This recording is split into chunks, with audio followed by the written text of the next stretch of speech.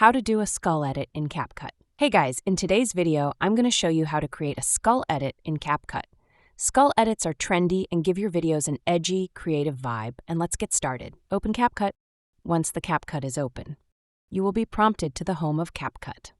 Tap on the template icon at the bottom. Then go to the search bar and search for skull edit.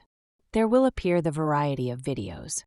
In the template of Skull Edit, select any one from them.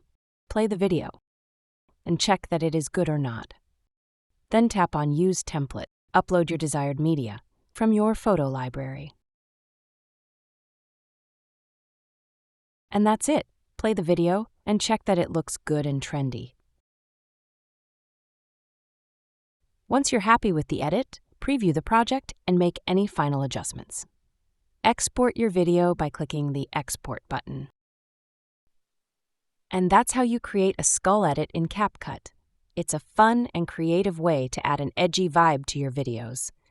If this tutorial helped you, don't forget to like, comment, and subscribe for more editing tips.